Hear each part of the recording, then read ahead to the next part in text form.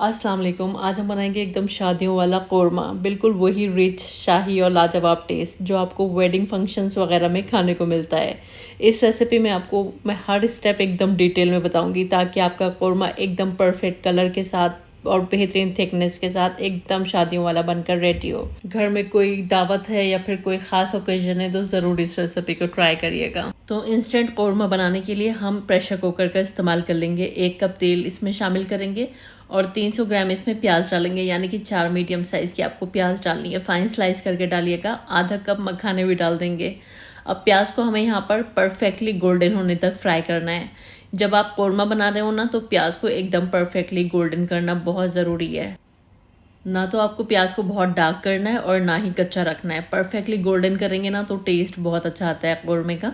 जब इस तरह से गोल्डन होना स्टार्ट हो जाए इसी टाइम पर हम इसको बाहर निकाल लेंगे, क्योंकि बाहर निकालने पर भी कुकिंग प्रोसेस चल रहा होता है। अगर आप इससे ज़्यादा डार्क करेंगे तो फिर प्याज काली हो जाती है। बस इस टाइम पर प्याज बाहर निकाल कर इसको थोड़ा सा रूम टेम्परेचर पर ले आएंगे। फिर इसको फ्रीज़र में डाल दीजिएगा अगर पॉसिबल हो तो। फ्रीज़र में डालने से क्या होता है, प्याज बहुत आसानी से क्रश हो जाती है, क्योंकि एकदम क्रिस्पी हो जाती है और बहुत बढ़िया से क्रश होती है। तो फ्रीज़र में 10-15 मिनट के लिए छोड़ दीजिएगा।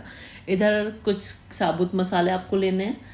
तो इसमें आप लेंगे 1 टीस्पून ज़ीरा और 1 टीस्पून शाही ज़ीरा, आधा टीस्पून काली मिर्च, 5-6 छोटी इलायची, 3-4 लौंग, एक छोटा सा टुकड़ा दालचीनी का, आधा टुकड़ा जावित्री का और एक बहुत छोटा सा टुकड़ा जायफल का, और बड़ी इलायची 2 ली थी जिसके सिर्फ बीज आपको इस्तेमाल करने हैं, छिलका हटा दीजिएगा। तो इन साबुत मसालों को हम डालेंगे एक मिक्सी के जार में और इनको एकदम फाइन पीस लेंगे। तो ये हमारा एकदम फाइन खुशबूदार कोरमे का मसाला बनकर तैयार है। इसको रख देते हैं अभी एक साइड में।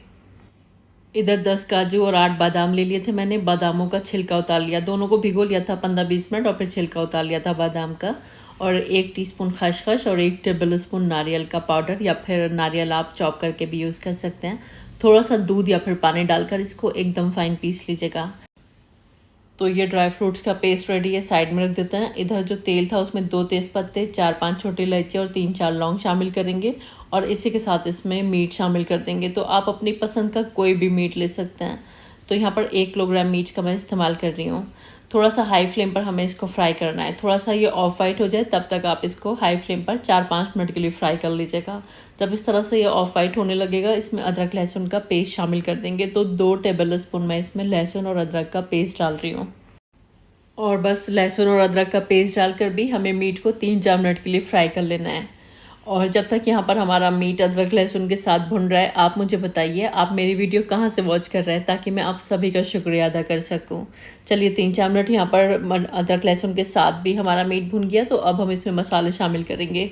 तो मसालों में 2 टेबल स्पून धनिया का पाउडर, 1 टेबल स्पून लेवल करके कश्मीरी लाल मिर्च का पाउडर, 2 टीस्पून लाल मिर्च का पाउडर और 2 टीस्पून मैंने नमक डाला है। वैसे नमक मिर्च की क्वांटिटी अपने टेस्ट के हिसाब से भी आप रख सकते हैं। कश्मीरी लाल मिर्च ऑप्शनल है, अगर है तो डाल लीजिएगा वरना स्किप की जा सकती है, बस कलर प्यारा आ जाता है इससे। और बस मसालों के साथ हमें भून लेना है। थोड़ा सा पानी डाल लीजिएगा और 7-8 मिनट के लिए खूब अच्छी तरह से मसालों के साथ भी मीट को भून लीजिएगा। और अब इसमें 1 कप यानी कि 250 ml के करीब दही डालेंगे। दही बहुत खट्टा नहीं लेना है, आपको इस बात का ध्यान रखना है। और दही के साथ भी हम इसको 3-4 मिनट के लिए भूनेंगे।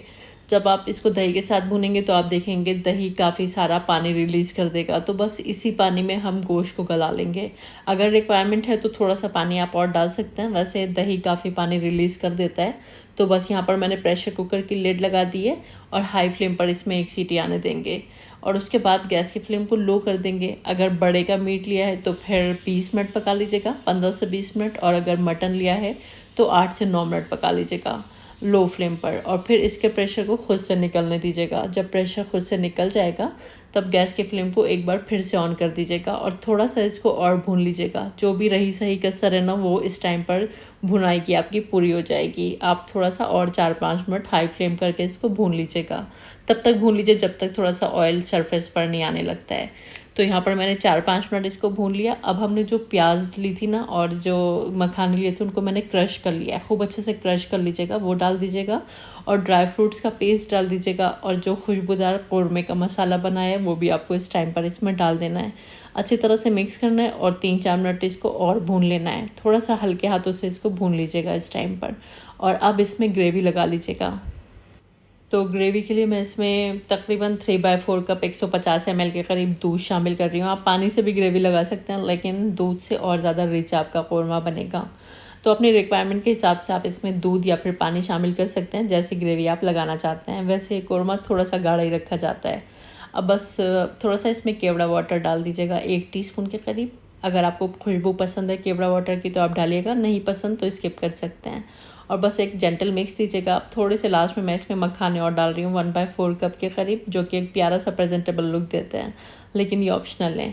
और बस इसको मिक्स करने के बाद इसको ढक दीजिएगा और लो फ्लेम पर 7-8 मिनट इसको और पका लीजिएगा। तो एकदम धीमी आंच पर मैंने इसको 7-8 मिनट और पका लिया और यहाँ पर हमारा बेहतरीन कौरमा बनकर तैयार है। एकदम शादियों वाला, देगो वाला आपका ये कौरमा बनकर तैयार होता है।